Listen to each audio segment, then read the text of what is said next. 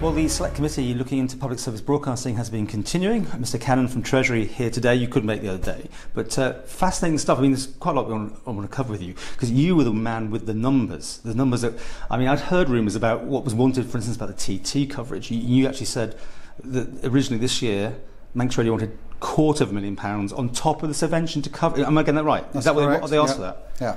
Have they been getting that much in the past, or is this a one-off, or what? Well, no, this was that was a very significant increase, that particular bid. Treasury actually in the end decided that the Council of Ministers should decide whether or not that was applicable, and in the end I think the agreement has been that Manx Radio will get £100,000 for coverage of TT. And what did they get last year? I mean, is that what they always get? Well, I think it was a significant increase. I think my understanding is they had about £50,000 of funding allocated in previous years. The key thing is, though, that we've agreed that there should be some form of tender process put in place now for the radio broadcast facilities around the TT, that it doesn't necessarily have to be done by Manx Radio. Okay, because I mean, obviously, would you hear £50,000 more coverage this year? Is that how you expect when you put money into this extra funding, or can it be used elsewhere for whatever other purposes? I think the point I would make is that if another government department came for that kind of money, we would demand that a tender process be undertaken to ensure that the taxpayer was getting best value for money. And the same principle really should apply when you're talking about those kind of sums being asked for by a radio station to deliver the TT. Well, we need to be sure that we're actually getting the best value, and that kind of broadcast or that kind of operation, there's no reason now why that shouldn't go out for a tender process. Will that happen then? You think the TT will be a tender process? Because I think Mr. Pugh mentioned that a UK company had showed interest. Are you aware of that, or is that too early to say? Well, my understanding is that they have received this year's funding, approved the £100,000, and that we will now have a tender process in place for future years. Okay. So other than that money, I think £100,000-ish per year, the last 8 years have been spent on Broadcasting House. So 800,000 odd.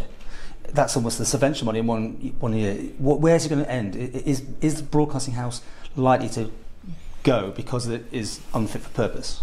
Well, this is part of the key question that Treasury have had about the levels of capital expenditure. £800,000 over the last few years has gone on developing Broadcasting House. There's another £955,000 put in the pipeline as being required to upgrade and update facilities in line with Disability and Equality Acts.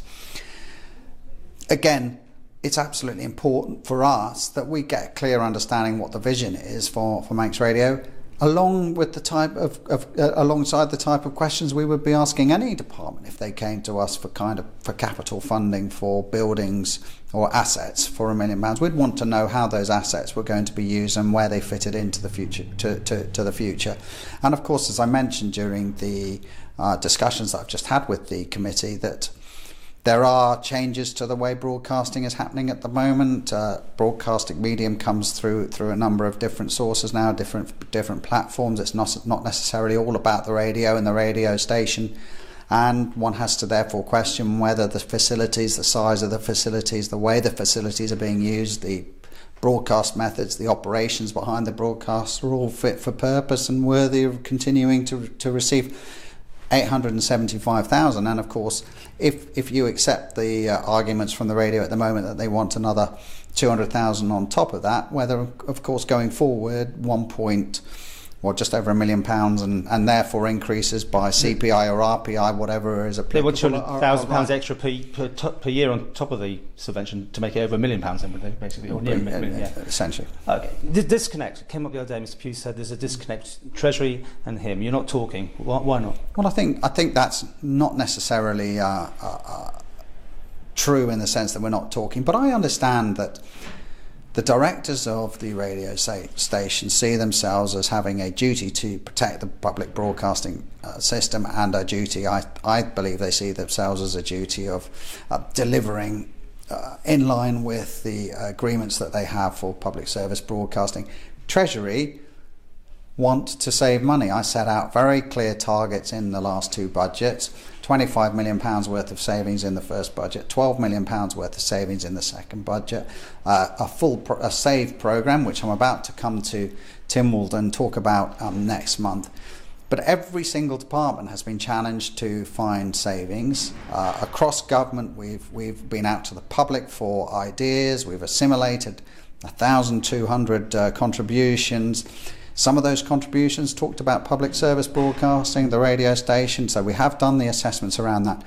But essentially, as with every other department, budgets have been tightly controlled, the challenges have been laid down, and frankly, people have to adapt to those challenges and come forward with different models for service delivery, because we're no longer in the situation where we have a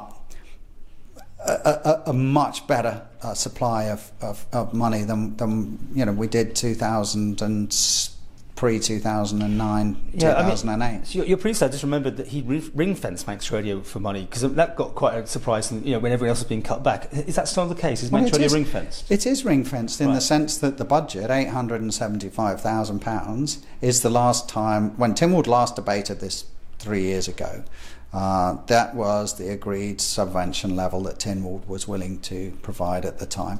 And since I've been the Treasury Minister, we've continued to meet that Tynwald requirement of providing them £875,000. And as you highlighted before, the disconnect is because the directors believe they're not getting enough money for the service they are providing and are needed to provide. You don't actually put anyone on the board. Again, maybe surprised that you don't have any sway, or is that purposely the government keeps away from Manx Radio? Because the directors themselves get the new directors in, and that means you have no say. The Treasury representative on the board will sign off on the new director as and when they're appointed. But as I said, Paul, we don't want to interfere in the running of the station. What we do want to assess is that we're getting value for money, and people coming to us at the moment asking for more money are going to get some serious questions about what they're doing and why they're doing it, and what they've